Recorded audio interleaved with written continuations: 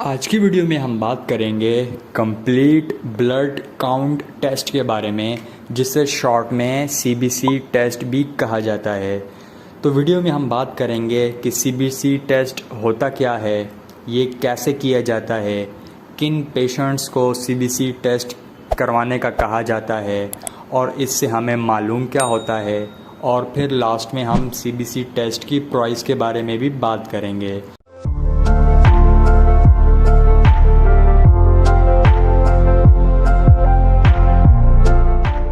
तो सीबीसी एक खून का टेस्ट है जिसमें हम 2 से 3 ml ब्लड लेते हैं। बॉडी में कहीं से भी आप ले सकते हैं सिरिंज से, और उसके बाद एक खून की बोतल होती है जिसमें आपने खून डालना है और उसके बाद इस बोतल को आपने लैब भेज देना है और उसके सिर्फ 2 से 3 घंटे बाद आपको रिपोर्ट मिल जाएगी। तो सीबीसी एक खून का टेस्ट है जिसमें बॉडी में से 2 से 3 ml ब्लड लिया जाता है, फिर उसे लैब भेजा जाता है और 2 से 3 घंटे में उसकी रिपोर्ट भी देखने को मिल जाती है। तो अब इस टेस्ट से हमें मालूम क्या होता है, इसकी बात कर लेते हैं। तो आप जानते होंगे कि हमारा जो ब्लड होता है ये कोई एक कंपोनेंट नहीं होता, बल्कि बहुत सारे सेल मिलकर ब्लड बनाते हैं, जिनमें से चंद मैंने यहाँ पर लिखे भी हैं। तो सीबीसी की जो टेस्ट होता है उनमें जो हमारे तमाम ब्लड के सेल हैं उनकी मिकदार बताई जाती है कि उनकी मिकदार हमारी बॉडी में कितनी है। फॉर एग्ज़ाम्पल आरबीसी का आपको पता चल जाएगा कि आपकी बॉडी में आरबीसी की मिकदार कितनी है।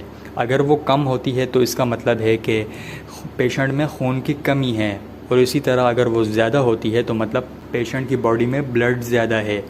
इसी तरह अगर हम WBC की बात करें तो WBC आप जानते होंगे इसका रोल हमारी इम्यूनिटी में होता है।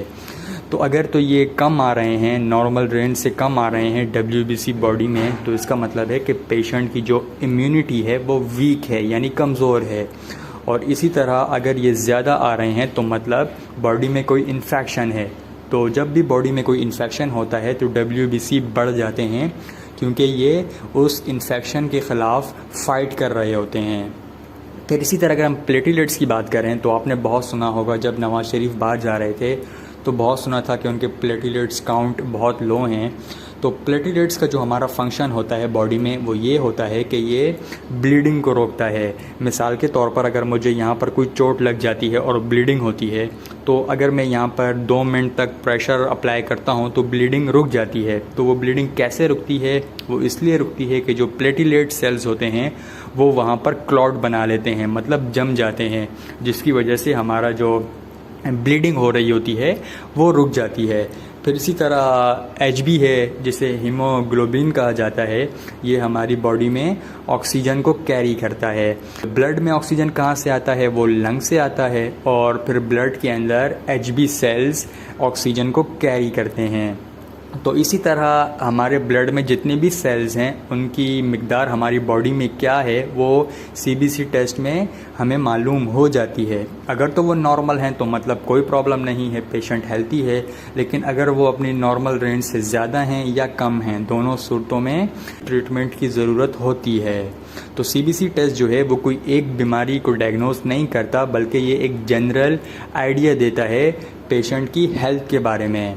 मिसाल के तौर पर एक पेशेंट आया डॉक्टर के पास फ़ीवर के साथ। डॉक्टर ने वहाँ पर उसको सीबीसी करवाने का कहा, और सीबीसी में उसके प्लेटलेट्स जो हैं वो बहुत लो आए हैं, यानी कम आए हैं।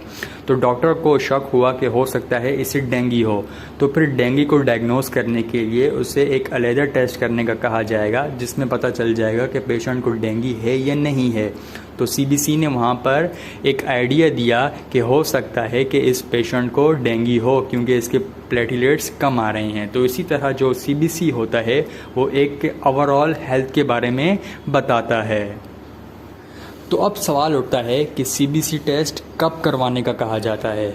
तो नंबर 1, अगर आपको फ़ीवर है और काफ़ी दिनों से फ़ीवर है, तो अगर आप डॉक्टर के पास जाएंगे तो वो आपको लाजमी कहेगा कि आप सीबीसी टेस्ट करवा लें। अगर तो आपको 1 दिन बुखार रहा है या 2 दिन बुखार रहा है तो हो सकता है कि डॉक्टर आपको कुछ टेबलेट्स दे दे या पैरासीटामोल का इन्फ्यूज़न लगवाने का कह दे। लेकिन अगर आपका बुखार 4 दिन हो गए हैं, 5 दिन हो गए हैं या इससे भी ज़्यादा दिन हो गए हैं और आपको बुखार है लेकिन वो ठीक नहीं हो रहा, तो डॉक्टर आपको ज़रूर कहेगा कि आप जाकर CBC टेस्ट करवाएं, क्योंकि हो सकता है कि आपको टाइफाइड हो या मलेरिया हो या डेंगू हो या किसी किस्म की कोई भी प्रॉब्लम हो, तो वो हमें CBC टेस्ट से उसका अंदाज़ा हो जाए। तो पहली कंडीशन इसकी फ़ीवर है। फिर अगर हम दूसरे कंडीशन को देखें तो पेशेंट को अगर बहुत ज़्यादा वीकनेस हो रही है, उसे बहुत ज़्यादा कमज़ोरी हो रही है, पेशेंट जो है वो अपने काम ठीक से परफॉर्म नहीं कर पा रहा, तो ऐसी कंडीशन में भी डॉक्टर कहेंगे कि आप CBC टेस्ट करवा लें, क्योंकि अगर किसी किस्म की कोई भी प्रॉब्लम है तो वो CBC टेस्ट में हमें देखने को मिल जाए, क्योंकि CBC टेस्ट जो है वो एक ओवरऑल कंडीशन दिखा देता है पेशेंट के हेल्थ के बारे में।